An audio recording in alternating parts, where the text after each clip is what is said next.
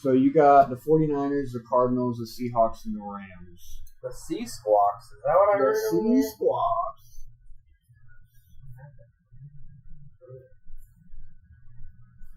I even remember writing something about Geno Smith. Geno Smith, I think he's going to have another good year this year for sure. There it is. Yeah. Geno Smith and company. DK Metcalf, Noah Fant, Tyler Lockett.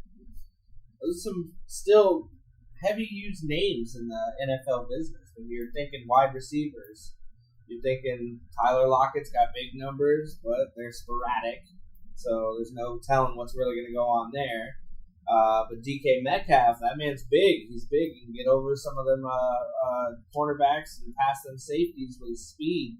And he's hard to take down once he's got the ball and a little bit of run room. Yeah, no, for sure. DK Metcalf is definitely a big boy. He's a big go get the ball kind of guy. He hasn't made a lot of like big super plays like you would think, like a guy like OBJ going up there and one hand and grab it. But he's the same type of receiver. But yeah, so I think they're still going to do well. They did really well last year with Geno Smith and company that you're talking about. So I think they'll do okay. It's a tough year this year. Like the AFC has come through and like put a lot of talent. So that's true. That's true. What with the Rams also in the same division, making that one much more difficult for them. Same with the 49ers. That's a tough team right there too. Yes, for sure. Let's talk about the Rams a little bit. Matt Stafford newly being backed up by Jimmy Garoppolo. That's a new feature for him instead of his previous backup quarterback, which was what's the name? Doesn't matter. It's irrelevant. But he wasn't needed. Yeah, he wasn't Matthew needed. Stafford, like that offense over there in St. Louis,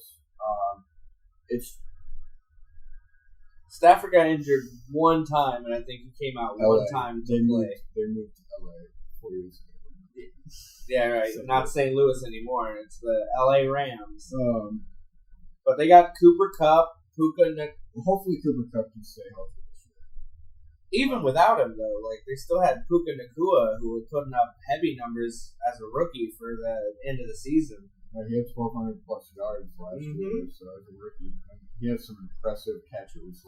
Clutch catches. He had 17 games, 160 targets, 1,486 yards, and 6 touchdowns. Not to mention 12 carries for 89 yards.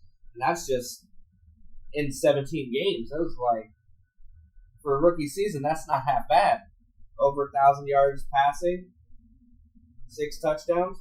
I'm sure that'll increase in this upcoming year with Stafford and Garoppolo probably doing a little switching out.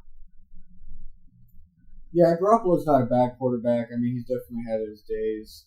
He's getting on the older end. But he'll still be able to perform with that offense if Stafford were to go down. Yeah, exactly. They're not hurting. Like, if Stafford goes down, they still have a competent quarterback that will still be able to carry them and get them wins. All right, and then we also got the 49ers in that division as well, coached by Kyle Shanahan's offense. We got Nick Bosa still on defense, Brock Purdy, George Kittle. They also got Deebo Samuel, and they still have Christian McCaffrey. So they got quite the roster, even with Ayuk leaving. Well, potentially leaving. He's not leaving yet. Potentially. It is potentially leaving. And I think that if they lose Ayuk, they pretty much fall back 3 spaces as far as like right now with Ayuk. I think they're going to go back to the Super Bowl. Without Ayuk, I don't think they're going to win those clutch moments. It takes away a big deep threat. It takes away yes, I'll agree with that. Big body, just like DK Metcalf with the Seahawks. Like he has a lot of clutch plays for them that have won them games. That won them games last year. So without Ayuk, I mean, they're still going to be good. You're still going to perform because of the people you're. Yeah, they're still a top tier offense. Kittle, But Christian McCaffrey, Deebo Samuel, George Kittle, that's still a good company. So, yeah. I plan on trying to pick up at least one of those players from the 49ers for my fantasy league. At least one. At least one.